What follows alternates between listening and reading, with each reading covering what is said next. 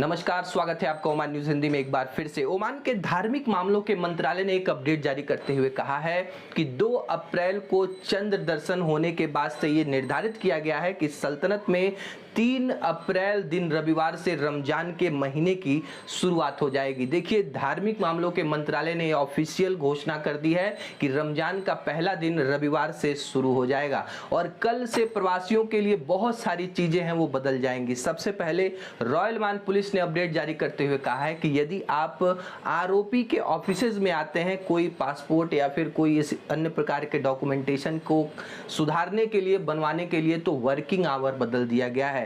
12:30 बजे सवेरे 8:30 बजे से दोपहर 12:30 बजे तक ही ऑफिसेस खुले रहेंगे। तो इस समय के बीच में ही आप जाकर के अपने काम को निपटाएंगे। साथ में प्रवासियों के वर्किंग आवर की भी जो कटौती हो जाएगी, यानी कि कल से आप केवल 6 घंटे की ड्यूटी करेंगे, लेकिन आपके अकाउंट में वो 8 घंटे की प्रेजेंट को देना अनिवार्य हो जाएगा। और देखिए, सल्तनत में 30 घंटे प्रति सप्ताह, यानी कि एक सप्ताह में 30 घंटे से ज्यादा किसी को भी वर्क करने की अनुमति नहीं दी जा रही है। देखिए, रॉयल ओमान पुलिस ने बहुत बड़ी घोषणा की है उन लोगों को जो व्यक्ति यूएई से ओमान बाई रोड एंटर करना चाहते हैं। यूएई से ओमान या ओमान से यूएई बाई रोड यदि आप बॉर्डर क्रॉस करना चाहते हैं और आपके पास सिविल आईडी है जो पूरी तरीके से वैलिड है, तो इसका इस्तेमाल करके आप दोनों देशों की सीमाओं को पार कर सकते हैं। किसी भी प्रकार की अन्य चीजें दिखाने की आवश्यकता नहीं होगी, यानी कि आपका जो सिविल आईडी है वो ही एकमात्र पहचान पत्र, एकमात्र डॉक्यूमेंट होगा। आप यूएई या फिर ओमान किसी भी देश में आया जा सकते हैं। देखिए, इस तरह की जो दोनों देशों के बीच में ये नए कार्यक्रम लाए जा रहे हैं, ये सहयोग को बढ़ता हुआ दिखा रहा है कि एक दूसरे देशों के प्रति जो लोगों के आने जाने की सहूलियतों को ध्यान में रखते हुए दोनों देश की सरकार, वो चाहे यूएई की हो या फिर ओमानी सरकार, प्रतिबद्ध है। नियमों को बहुत ज्यादा उसमें ढील दी जा रही है, लोगों की सुविधाओं को ध्यान में रखा जा रहा है। और देखिए, कल से जो व्यक्ति पूरी तरीके से वैक्सीनेटेड नहीं होगा वो मस्जिदों में न जाए। यदि आपने दोनों डोज लगवा ली हैं वैक्सीन की, तो ही आपको जाने की अनुमति मिलेगी। और 12 वर्ष से कम आयु के बच्चों को भी मस्जिदों में जाने से मना किया गया है। सुप्रीम कमेटी का ये आदेश है। साथ में आप रोजा पार्टी, इफ्तार पार्टी का आयोजन करते हैं तो मत करिए, अपने घरों में रह करके आप इस पवित्र महीने को मनाइए। रॉयल ओमान पुलिस हो या फिर ओमान की नागरिक सुरक्षा एम्बुलेंस प्राधिकरण हो, आप प्रवासी हैं या फिर निवासी हैं, किसी भी प्रकार की इमरजेंसी में ये जो सेनाएं हैं,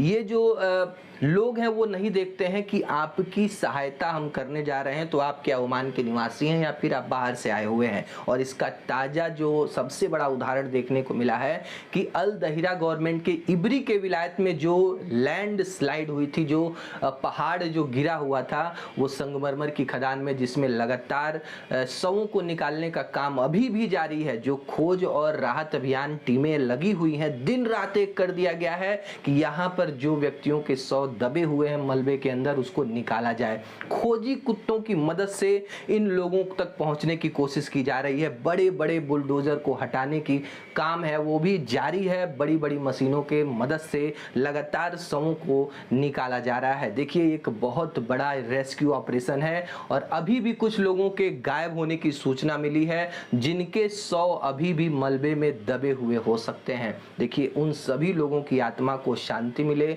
और एक चीज आपसे हम रिक्वेस्ट करते हैं कि आप कहीं भी काम कर रहे हो, जब तक वहां का वर्क परमिट न आ जाए, जब तक आप पूरी सेफ्टी में न आ जाए, तब तक कोई भी काम मत शुरू कीजिए। और ये पूरी रिस्पॉन्सिबिलिटी आपकी है कि आप सकुशल जिस देश में जा रहे हैं काम करने, वैसे ही सकुशल अपने परिवार के पास लौटें। और इसकी पूरी जिम्मेदारी आपकी है कि आप 100% सेफ्टी रूल को फॉलो करें, नहीं तो कभी ना कभी जो बहुत बड़ा हादसा हो सकता है और आप भी इसके शिकार हो सकते हैं। देखिए, ऐसा हम क्यों कह रहे हैं कि ओमानी पुलिस प्रवासी और निवासी में फर्क नहीं देखती है। इसका सबसे बड़ा उदाहरण यह भी है कि स्वास्थ्य मंत्रालय ने कल एक अपडेट जारी किया, जिसमें बताया गया कि ओमान में जो बूस्टर खुराकें लगाई गई हैं, उसमें अब तक केवल 10% लोग ही ओमानी हैं जिन्होंने तीसरी डोज लगवाई है। 90% प्रवासी हैं जिनको तीसरी डोज लगा दी गई है, बूस्टर खुराक लगा दी गई है। तो ओमान की सरकार ये कभी फर्क नहीं करती है कि आप ओमानी हैं या प्रवासी प्रवासी हैं, ये दोनों के लिए जो सेवाएं हैं वो सेम है। देखिए, श्रम मंत्रालय ने ओमान में रहने वाले प्रवासियों के वर्क परमिट एक्सपायर हो गए हैं, उनकी वैधता को बढ़ाने के लिए एक ग्रेस पीरियड दिया है, यानी कि आपको कुछ और टाइम मिल रहा है ताकि आपकी कंपनी या फिर स्वयं आप अपने वर्क परमिट को रेन्युअल करा सकें। देखिए, यदि आपका वर्क परमिट 31 मार्च 2022 से 30 जून 2022 के बीच समाप्त हो जाता है तो आपको कुछ और दिन दिए जाएंगे ताकि आप अपने वर्क परमिट को रेन्युअल करा सकें और आप सकुशल ओमान में काम करें। ओमान एयरपोर्ट्स ने कहा है कि पाकिस्तान इंटरनेशनल एयरलाइन ने मस्कट इंटरनेशनल एयरपोर्ट के लिए एक नए रूट की शुरुआत की है। देखिए, भारत भी